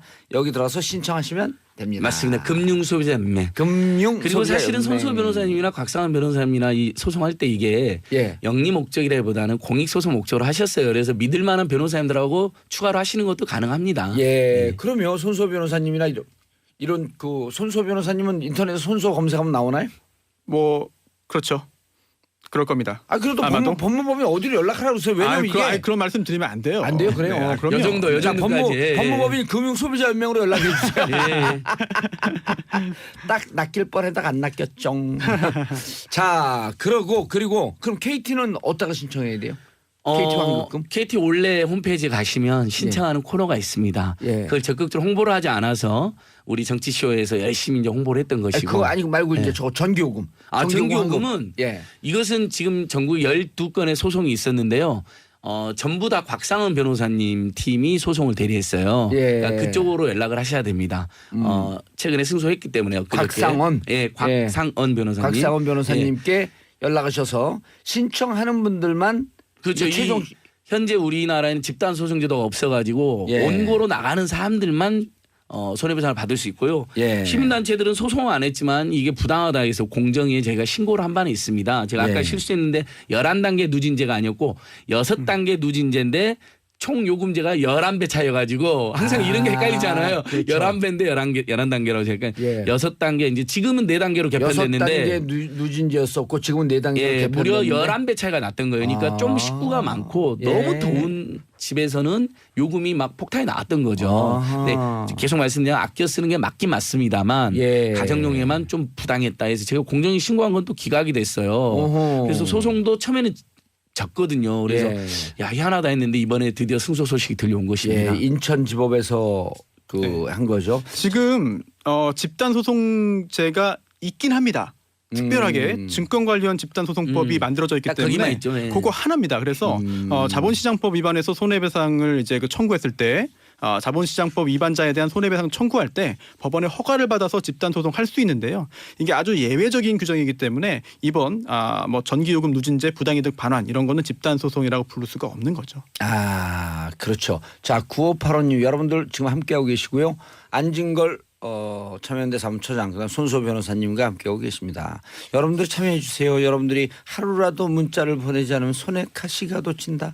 가시 돋친 손으로 식사하시기 힘듭니다. 샵 1035 단문 50원 장문 100원에 유료 문자 고릴라로도 참여 가능합니다. 9585님 KT 관련 질문이에요. 전화는 쓰지 않았지만 TV는 KT 올레로 보고 있습니다. 이 부분도 환불받을 수 있는 건가요? 이거는 그 전화 요금 내는데 보험료에 부가세를 붙인 거기 때문에 아마 대상이 예. 된답니다. 그렇죠. 예, 이것도 대상이 되나요? 아니 원래 TV는 안 되죠. 아, 안 돼. 왜냐하면 휴대폰을 가입할 때 예. 보통 휴대폰이 고가니까 예. 손실이나 파손이나 이런 거 있을 때 보험 가입을 했을 때 예. 보험료를 내신 분들인 겁니다. 아하. 그게 988만 명. 그 여기 KT 올레로 보는 분은 대상이 아니다. 그렇죠. 그렇죠. 왜냐하면 전화 요금에 붙은 뭐 거니까. 거기에 TV를 보험으로 가입은 안 하셨으니까. 예. 자, 김지연님 누진제로 인해 발생하는 환불은 전 국민 대상이어야 하지 않을까요? 근데 우리가 집단 소송제가 안 되어 있기 때문에 각자 개인이 신청해야만 받을 수 있습니다. 예, 그래서 제가 집단 소송제 만들자고 예. 손수 변호사님 같은 뜻 있는 법조인들을 계속 운동한 지 한 10년이 된 겁니다. 근데 왜냐하면 집단 소송 국회에서 만든 거 아니에요? 예, 지금 국회에 계류 중에 있습니다. 어허. 지금 더불어민주당 의원님들이 예. 다수 내놨습니다. 어허. 지난 국회 때부터 계속 근데 대기업이 반대하고 잘 안 됐습니다. 그 좋은 게 왜 안 됐죠? 자유한국당 의원님들 중에 소극적인들 많아 안 됐는데, 그러니까 좋은 건데 대기업이 불리하니까 안 되는 겁니다. 이게 자유한국당 논리입니다. 이제 그런 정치는 저희들은 더 이상 용납하면 안 된다고 생각합니다. 아. 네. 외국 뭐 특히나 미국 같은 경우에는요 집단 소송제가 굉장히 활발합니다. 이제 클래스액션이라고 하는데 그렇죠. 그러다 보니까 기업이 잘못을 하면 정말 망해버립니다. 그렇기 때문에 더 조심을 하게 되는 측면이 맞습니다. 있거든요. 오. 그런 효과가 있는데 우리나라는 기업을 보호하자라고 생각하시는 정치인들이 상당 부분 계시기 때문에 기업 보호해야 돼요. 네, 기업 보호받아야죠. 당연히 보호받아야 아니, 그러니까 되는데 우리도 기업 좋아한다니까요. 그러면 예. 저도 잘못된 그래요. 거를 예. 보호하자는 건 아니잖아요. 아 그럼요. 기업이 예를 들어 투명하지 않게 복식부기 했어요. 배임하고 횡령했어요. 그다음에 그 기업 총수가 2% 3% 갖고 전체 기업을 다 경영을 네. 하고 있어. 이런 건 하지 말자는 거죠. 잘못된 그렇습니다. 거는. 모든 기업을 보호하자는 게 아니라 건전하고 제대로 운영하는 예. 영업하는 회사를 보호해야 결국은 경제가 보호되는 건데 예. 모든 회사를 다 보호하자라고 하다 보니까 소비자를 우습게 보는 회사가 나올 수밖에 없는 구조죠. 예. 그다음에 가맹점에게 갑질하는 이런 가맹 본사 이거 보호하면 안 되잖아요. 왜 갑질하냐 당신들이. 어디까지 갑질하냐. 20kg 닭을 시켰는데 왜 녹이고 보고 나니까 얼음 빠지고 왜 18kg냐. 이거 항의하면 닭 안 주고. 예, 맞습니다. 이런 가맹 본사가 있거든요. 예. 이걸 왜 보호해야죠? 인테리어를 예. 본사가 지정하는 업체에서만 할 수 있게 되어 있어요. 그럼 인테리어는 5년이나 그랬더니 예. 보통은 한 5천만 원 되는 게 예. 1억 2억을 달라는 거예요. 본사하고 인테리어 업체가 짜고 발치하는 겁니다. 그다음에 예를 들면 시중에 4만 원이면 살 수 있는 20kg 쌀을 예. 8만 원에 공급하는 거예요. 이게 지금 최근에 제가 다 적발한 사례들이거든요. 예. 이러면 안 되잖아요. 그렇죠. 저는 자본주의를 얼마든지 투명하고 품위 있게 할 수 있다고 보거든요. 예. 이건 자본주의가 아니라 깡패고 강도잖아요. 칼 든 예, 맞습니다. 강도. 자, 손 변호사님 네. 질문 들어왔어요. 네네. 신용카드 질문 중에 네. 자, 그럼 전 롯데, 농협, 국민을 쓰는데 네. 신용카드가 아니라 체크카드를 쓰고 있어요? 이거는 뭐 체크, 신용 이거부터 말씀드리기보다는 예. 가장 간단한 게 뭐냐면요. 지금 이 이용자의 개인정보가 유출되었는지를 확인하는 방법이 있습니다. 아하. 바로 이 각 그 카드사 홈페이지에 들어가시면은요. 카드사 홈페이지에 네, 내 정보가 정말 유출되었구나. 내가 원고가 되어서 소재기를 할 수 있구나 한다면 개당 건당 10만 원을 승소 판결을 받을 수 있겠구나라는 판단을 할 수 있는 그런 개인정보 유출 여부 확인 그 코너가 있거든요. 각 카드사에 들어가면 그렇습니다. 거기서 확인하시면 되고요. 정확하게 개인정보 개인정보 유출 여부를 확인할 수 있는 이제 그 아이콘이 있으면 배너가 있습니다. 배너가 있으면 그 클릭해서 네. 들어가서 이거 개인정보 입력하시면 입력하고 그 딱 네. 엔터를 누르면 귀하의 개인정보는 유출되었습니다. 네. 혹은 귀하의 개인정보는 유출되지 않고 안심하셔도 맞습니다. 좋습니다. 그걸 가지고 캡처해서 나중에 증거로 사용하시면은 이제 승소 판결이 가능한 거죠. 자, 다시 한 말씀드려. KB카드 2014년 사고입니다. KB카드, NH카드, 롯데카드입니다. 아하. 손 변호사 말씀하신 것처럼 홈페이지 가면 안내해주게 되어 있습니다. 체크카드일 경우에도 유출될 수 있으므로. 왜냐하면 1억 건이기 때문에 예. 신용카드나 체크카드 섞일 수 있습니다. 그래서 그렇죠. 확인해보고 대상이면 소송하면 지금 한 카드마다 10만 원씩 배상해라는 판결이 나오고 있다. 그럼 이건 대부분 승소하고 있습니다. 그러니까 대부분 승소 가능성이 승소하고 매우 있다. 높습니다. 예. 자 이렇게 되네요. 그러면은 체크카드 할 때도 체크카드 할 땐 개인정보 필요 없으니까 그냥 무조건 주지 않잖아요. 그럼요. 체크카드 만들 때도 개인정보를 입력을 했기 때문에 즉 주민번호 이래서 체크카드도 유출될 가능성 위험성이 꽤 높은 거죠. 카드 3사가 보유하고 있었던 자기들 카드, 신용카드나 체크카드 가입자 정보 1억 건이기 때문에 왜 1억 건이냐? 우리 국민들이 이제 중복 가입하게 돼서 이렇게 1억 건이 된 보통 겁니다. 카드 한 서너 개씩 다 갖고 예, 있잖아요. 그럼요. 그래서 이 3사 카드 가입자들은 아마 대부분 유출이 됐을 가능성이 매우 높다. 당시도 근데 그런 지적이 나왔습니다. 제가 왜 벼랑을 웃었는지 알아요? 왜요? 우리 셋이 얘기를 하는데 케미가 너무 좋았고 마치 홈쇼핑에서 물건 파는 것 같아요. 그런가요? 아니 우리 자 지금 빨리 사전 마감됩니다. 빨리 지금 등록하셔야죠. 돈 못 받습니다. 10만 원 얼른 받어요. 자, 6명 남았어요.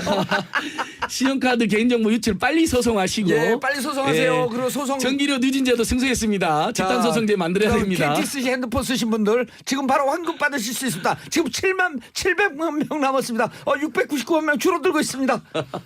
선택약정 할인도 지금 얼른 한 2분 걸쳐 송보해드려야 돼요. 예. 시간이 없는데. 아니 근데 1분이면 되는데. 네, 1분. 자, 1분. 우리가 핸드폰 가입할 때 고가의 단말기니까 지원금을 받게 되잖아요. 예. 근데 지원금을 고가의 단말기 아니면 자기가 가지고 있는 폰으로 갖고 온 사람 그동안 지원금을 못 받았잖아요. 예. 차별이잖아요. 그래서 자기 폰을 갖고 오는 사람. 예. 그다음에 나는 지원금 대신에 요금 할인을 받겠다라는 선택을 하는 사람. 그다음에 지원금을 받긴 받았는데 24개월이 지난 거예요. 약정이. 그런 사람 이 세 부류에 한해서 무려 20% 요금 할인을 해주는 겁니다. 5만 원이면 만 원이 빠지는 거예요. 큰 돈이잖아요. 그건 어디 가서 확인을 해요? 이것은 이제 단말기 자급제 코리아라고 정부가 운영하는 사이트입니다. 단말기 자급제를 치시면 바로 연결이 됩니다. 단말기 자급제. 그리고 아니면 자기 통신사 114로 바로 전화하면 대상인지 아닌지 알려줍니다. 그리고 바로 구두로 바로 신청하면 그날 제가 바로 무슨 대상이었는데 무슨 대상인걸 어떻게 보면 무슨 대상이냐고 물어봐요. 저 선택 약정 할인 대상인가요? 선택 약정 할인 대상입니다. 자, 받아 적으세요. 선택 약정 할인 대상이냐 아니냐. 선택 약정 할인 대상이냐 대상인가요? 아니냐. 예. 그러면 바로 알려줍니다. 학원 강사 이렇게 또박또박 얘기해야 돼요. 그래야지 받아 적죠. 선택 약정 할인제 대상인가요? 자, 지금 빨리 신청하세요. 마감 시간 임박했습니다. 예. 그럼 114 안내원께서 바로 친절한 안내 노동을 설명해 주시고 바로 신청이 되면 그날 당일부터 요금 할인 20%가 적용됩니다. 20%요? 예. 당일부터? 5만 원이니까 한 달에 5만 원이면 4만 원. 만 원이 빠진다. 그 전에 안 해줬던 거. 그 전에 그래서 소급 이거 적용은. 소급 적용은 안 돼요? 예, 소급 적용 안 됩니다. 그래서 문제입니다. 그래서 제가 미래부나 통신재벌 3사 왜 이걸 제대로 안내하지 않냐고 맨날 싸우고 있습니다. 적극적으로 안내를 해라. 길거리 적폐 세력에서 이제 온라인 적폐 세력으로 옮겨가고 있네요. 예, 온라인에서 계속 진상을 부리는 거죠. 우리 국민에서. 예, 무려 지금 1,000만 명이 이 제도를 이용을 못하고 있습니다. 알겠습니다. 자, 시민 권리장전 오늘 여기서 마쳐야 되겠습니다. 안진걸 처장님 인사하시고요. 또 불러주세요. 예, 손소 변호사님 인사하시고요. 감사합니다. 감사합니다. 예, 저는 내일 10시 반에 다시 찾아뵙겠습니다. 정봉준 정치쇼 마치겠습니다. 바이바이.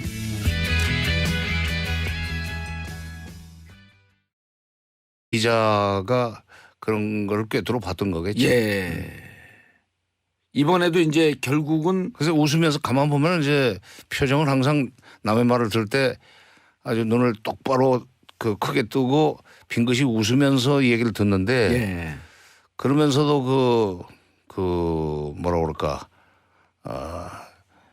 핵심은 다 정리를 해가지고 자기 얘기를 내놓을 때 보면은 할 말 다 하는 그런 그 모습이 있으니까 아마 협상가다. 그리고 예. 자기가 그 협상을 통해서 얻어내야 될 목표는 반드시 끌어내더라 하는 그런 이제 그 기록을 어디서 찾았겠죠. 예, 알겠습니다. 자, 장관님 나오시니까 엄청난 지지 문자가 쏟아지고 있습니다. 그런데 외모 얘기가 제일 많아요.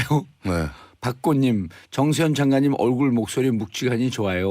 2494님, 장관님 반갑습니다. 의정부 시민으로서 뿌듯합니다. 게다가 잘생기셨어요. 멋짐. 자, 김대현님, 협상의 달인 장관님 멋져요. 9535님, 정세현 장관님 존경합니다. 김범수님, 봉도사님과 정도사님의 한미 정상회담 돗자리 콜라보 기대됩니다. 김범수님, 멋쟁이 정세현 장관님 오셨네요. 반가. 난리가 났어요 지금. 박성재님, 오 대단한 분이 나오셨네. 오선영님, 목소리 많이 들어본 분이네요. 크크. 보라로 얼굴을 확인합니다. 미국과 정상회담에서 미국이 원하는 건 뭘까요? 미국이 원하는 것은 일단 그 한미동맹이라고는 그 명분을 내걸고 예. 동아시아에서 미국의 헤게모니를 유지하는데 한국이 협조하기를 바라는 그럴 겁니다. 예. 우선 첫째 외교안보 차원에서는. 예. 두 번째 지금 트럼프 대통령한테는 통상 문제가 통상 또는 경제 문제가 중요하잖아요. 예. 한미 FTA는 재협상하겠다는 것을 후보 시절부터 얘기를 했기 때문에 예. 그 얘기가 이번에 나올지 안 나올지 그건 모르지만 그 한미 FTA 재협상을 위한 소위 밑자리는 최소한도 깔으리라고 생각합니다. 예. 그러니까 경제적으로 이득을 취해야 되겠다. 그다음에 외교안보적으로 동아시아에서 한국의 협조를 얻어서 중국을 압박해 들어가는데 유리한 고지를 점령해야 되겠다 하는 그 두 가지 목적을 가지고 있다고 봅니다. 예. 한국의 협조를 끌어낸다. 네. 그럼 우리가 그래서 이런 표현까지 썼어요. 한미 동맹이라고 하지 않고 위대한 한미 동맹이다. 미국 측 입장에서요. 글쎄요. 말 속에 그 참 칼이 들어 있다고 그러지 않습니까? 예. 말 속에 칼이 들어 있다고 위대한이라는 단어가 듣기 좋은 말이죠. 예. 그러나 그 위대한이라는 한미 동맹이라는 표현 속에는 우리의 책임을 강조하고. 그렇죠. 책임을 강조하고 미국의 그 요구를 될 수 있으면 많이 받아들여라. 예. 동맹은 위대하다. 위대한 동맹을 훼손하지 말라는 그런 무언의 일종의 이 압력이 예. 그 단어 속에 들어있다고 생각합니다. 참 좀 겁나네요. 예. 그렇게 오랫동안 그 한미간 남북간 관계 협상을 오랫동안 하셨어도 이렇게 정상회담 두면 직접 장관님이 참여한 것처럼 이렇게 좀 떨리죠. 국민들 그 도리로서 예. 긴장하고 지켜봐야죠. 예. 우리 측에서 원하는 수준 맥시멈 미니멈. 이번 이번 한미동맹에서 그 협상에서 맥시멈 어디까지 가고 미니멈은 이 정도 선이 밀리면 안 되겠다. 이번에 한미 정상회담에서 우리 대통령이 뭐 받아낸다 그럴까 그 한미 정상 간에 합의를 했으면 좋겠다는 부분이 있습니다. 예. 그동안에 문재인 대통령이 후보 시절부터 자기가 대통령이 되면은 남북 관계를 한반도 문제의 중심축으로 삼고 외교안보를 풀어나가겠다는 얘기를 여러 번 했어요. 예. 남북 관계를 중심축으로 삼아서 외교안보를 풀어나간다는 얘기는 그게 우리 운명의 소위 주인공 우리 운명이 결정되는데 우리가 객체가 아니라 그 주체가 되겠다는 얘기죠. 예를 들면 이제 북핵 문제를 푸는 데 있어서도 기본적으로는 뭐 육자회담이든지 또는 한미 공조를 통해서 문제를 풀어야 되겠지만 북핵 문제를 풀어나가는 데 있어서도 그 단초를 연다 그럴까 그 출발점을 여는데 열어나가는데 우리가 좀 상황을 주도해야 되겠다 하는 그런 얘기죠. 객체에서 주체로. 객체에서 주체로. 그러려면 이제 남북 관계를 먼저 북핵 문제 해결 과정보다도 남북 관계 개선 과정을 반발짝 정도 앞서 나가야 됩니다. 남북 관계가 반발짝 정도 앞서가야 된다. 너무 앞서면 또 미국도 반발을 하고 우리 국내에서 소위 그 대북 적대 의식이 강한 분들이 반발을 해요. 예, 그건 이제 과거의 경험을 보면 그렇습니다. 그래서 남북 관계가 북핵 문제 해결보다 한 반발짝 정도 앞서 나가는 그런 데 대해서 미국이 트럼프 대통령이 문재인 대통령한테 양해를 해주는 그저 김대중 대통령 시대의 편을 빌린다면은 한반도 문제 해결의 핸들을 한국이 잡고 우리가 운전석에 앉고 운전석에 앉고 그리고 미국이 조수석에 앉아서 협조를 해주는 그런 식의 어떤 협조 관계를 구축하고 돌아왔으면 좋겠어요. 예. 그게 맥시멈이고 예.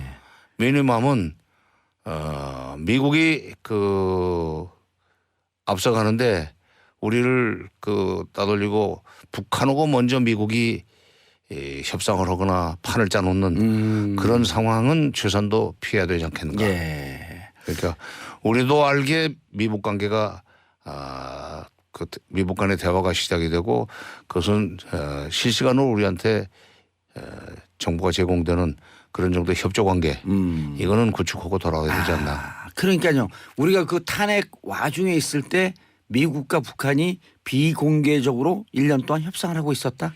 이러면서 우리가 왕따 되는 관계가 되면 안 되겠다. 그렇죠. 예. 그 이제 과거에는 통미봉남이라고 그랬습니다. 예. 지금 뭐 코리아 패싱이라는 얘기하는데 그 콩글리시라면서요? 그럼 콩글리시죠. 예. 코리아 패싱. 그래도 콩글리시가 가끔은 더 알아듣기 쉽죠. 예. 정확한 표현은 콜드 숄더링 어깨를 차게 만든다는데 이거보다 코리아 패싱이 더 듣기가 편해요. 알겠습니다. 지금 여러분들께서는 대한민국 최고의 협상의 달인 정세현 장관님과 함께하고 계십니다. 자, 샵 1035 단문 50원 장문 100원으로 문자 참여 부탁하겠습니다. 이희주님 뭘 해도 국익에 도움이 되게 알아서 잘하실 거라 봅니다. 언론에서 난도질만 안 한다면요. 이야 이분 정답이네. 장관님 근데요. 대통령 정상회담이 실패하기를 바라는 측이 은근히 있는 것 같아요. 있죠. 대한민국의 이른바 수구 언론들 왜 그렇게 마치 훈수하는 척하면서 실패하기를 은근히 바라는 듯한 그 기사의 뉘앙스는 뭐죠?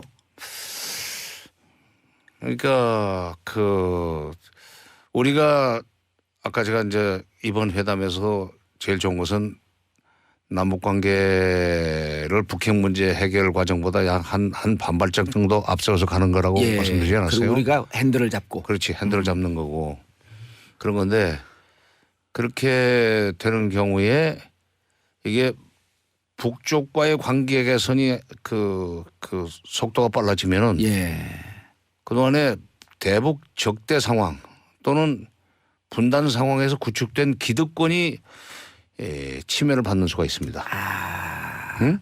이른바 자기를 이 길권을 유지할 때 늘 뭐라고 그랬었냐면 종북 좌파를 그렇지. 비판했던. 예.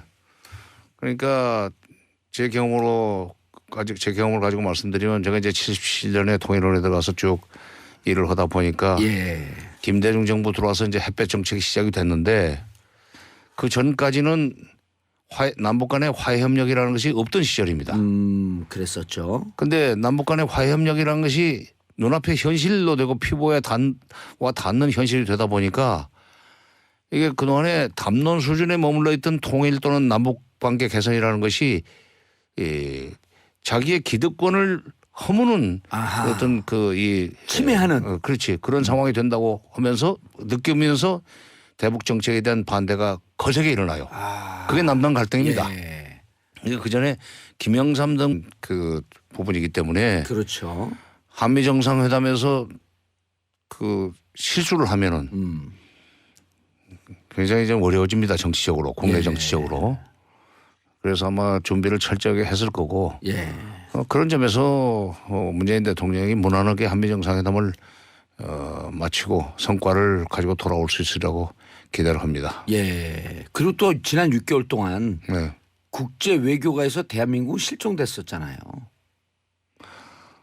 박근혜 대통령 때문에 그런 거지. 그러니까요. 그리고 그 탄핵 이후로 정확하게 보니까 대통령 선거까지 6개월 걸렸거든요. 그렇죠. 우리나라 정상이 세계에 뭐 얼굴을 나타내지 않았고 그래요. 전 세계가 주목하고 있었던 이상한 나라였으니까요. 이번에 이제 그런 것을 문재인 대통령이 일부에 좀 반전시켜야 될 텐데. 그런 의미에서 이제 이번 한미 정상회담이 의미가 있죠. 예. 아까 이제 정 의원 말씀하신 대로 6개월 동안 국제사회 특히 외교가에서 보이지 않았던 소위 그 리퍼블릭 오브 코리아 대한민국이 드디어 이제 외교계 복귀하는 그런 이제 행사가 바로 한미 정상회담이죠. 예. 5월 10일 취임 이후에 지난 몇 개월 동안 한 50일 동안 국내 정치 대통령은 이런 거네. 심지어는 SNS상에 돈 안 들이고 복지 국가로 이민 온 것 같습니다. 대통령이 잘하니까 미세먼지도 없어졌어요. 이럴 정도로 국내 정치 잘했거든요. 그리고 지금도 지지율이 70% 중반대. 평상시에 잘 알고 계시잖아요. 문재인 대통령에 대해서. 뭐 이렇게 잘한다고 하면은 그거는 조금 과장이고. 예. 계속 같은 기간 내에 이렇게 겹쳐서 일을 하셨었잖아요. 예. 노무현 정부 때도 제가 정부에서 일을 했기 때문에 그때 문재인 대통령은 이제 청와대 민정수석 이었었죠. 노무현 정부 말년에 비서실장이었었지만 저는 초기에 일을 했으니까. 그리고 2012년 대선 때도 그때 이제 일종의 통일외교 안보 분야의 캠프 역할을 했던 남북경제연합위원회에 제가 또 무슨 고문을 맡았었습니다. 그리고 이번 대선 때도 10년의 힘위원회라는데 이제 김대중 정부와 노무현 정부의 장차관 출신 한 60, 70명이 모였던 10년의 힘위원회라는 정책자문단에 내가 또 위원장으로 일을 하면서 새 정부 취임 이후에 통일외교 안보 를 어떤 식으로 끌고 나가야 될지 이제 자문하는 역할을 했었지만 그렇게 뭐 가깝다 친하다는 얘기를 하기는 좀 그런 사람입니다. 원래 우리가 정치인들하고는 그렇게 잘 사귀지를 못해요. 문재인 대통령이 엄밀하게 보면 정치인은 아니잖아요. 안 한다고 막 양사까지 도망간 거로 이리 오세요 그러고 끄집어 나온 거니까. 그래도 자관 국회의원 선거에 당선이 됐고 대통령 선거에 당선이 됐으니까 선거를 치러서 당선된다는 것은 보통 능력을 가지고는 안 되는 것 같아요. 저는 선거직 출신이지만 선출직 출신이지만은 선거를 견뎌낸 사람들은 저는 좀 달리 봅니다. 알겠습니다. 협상력이 탁월한 것 같아. 그래서 나는 이번에 정상회담에서도 조용해 보이지만은 협상력을 발휘해서 잘 한미 관계를 잘 조율해놓고 조율하고 돌아오실 거라고 봐요. 저희는 깜짝 놀란 게 대통령 선거 직전에 타임지에서 문재인 대통령의 사진을 했는데 평상시 온화한 모습이 아니라 아주 결단력 있는 좀 무서워 보이는 사진을 냈거든요. 그러면서 그 타이틀이 뭐냐면 Negotiator, 협상가. 근데 그 얼굴이요. 5.18 광주 항쟁 그 추도사를 읽을 때 기념사를 읽을 때 그 표정이 그대로 나오는 걸 보고 이 진짜 포토그래퍼 사진사가 정말 정확하게 봤구나. 근데 타임즈에서 왜 니고시에이터라고 하는 표현을 썼을까? 그런 모습이 잘 안 보였었는데 왜 그런 것 같아요? 글쎄요. 협상가로서의 뭐 면모를 봤던 거 아니에요? 타임지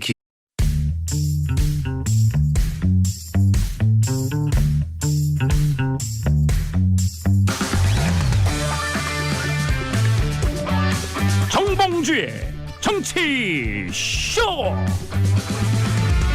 안녕하세요. 70억 분의 1의 사나이 마성의 중독성 대체 불가 정봉주의 정치쇼 정봉주입니다. 자, 문재인 대통령 미국 떠났습니다. 오늘 저녁 문재인 대통령과 트럼프 대통령 처음으로 생겼네 하는 한미 정상회담. 한반도 정세에 큰 영향을 미치는 분수령이 될지 안 될지 궁금하시죠? 그럼 채널 고정하고 지금부터 1시간 동안 쫙 갑니다. 잠시 후 외교 통일 분야 최고수를 모신 특별 초대석, 정치 1도 모르는 분들, 외교 1도 모르는 분들, 통일 1도 모르는 분들 정치 구단으로 만들어드리는 정봉주의 정치쇼 103.5MHz SBS 러브 FM. 자, 법적으로 돈 되는 분들, 돈 대도 감옥 안 가는 분들, 우리들의 영원한 친구 스폰서 저는 광고 듣고 오겠습니다.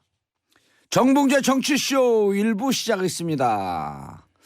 자, 1부 특별 초대석이죠.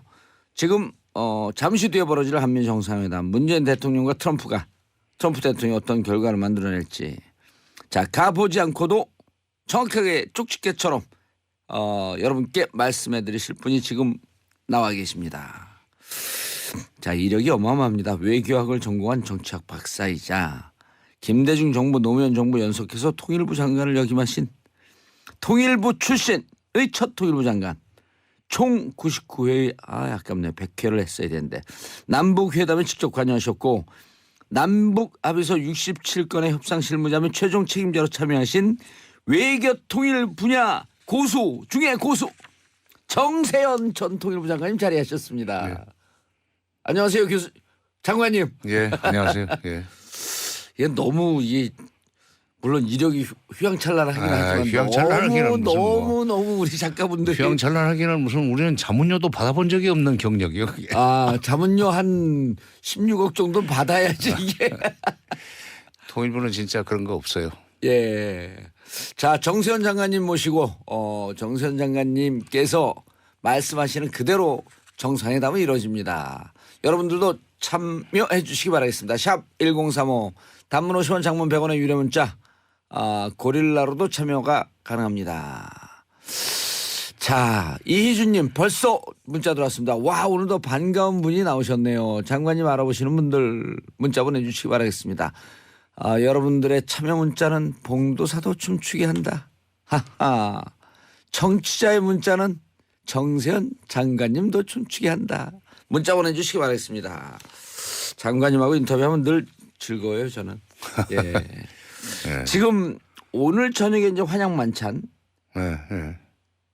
장관님 눈에는 쫙 보이시죠 이제 앞으로 펼쳐질 일이. 아이 그 무슨 내가 무슨 뭐 투시력을 가지고 있는 네. 사람도 아니고 그러나 그동안에 미국 쪽에서 나왔던 얘기 예. 또 우리 쪽에서 나왔던 얘기들을 잘 정리하면 예.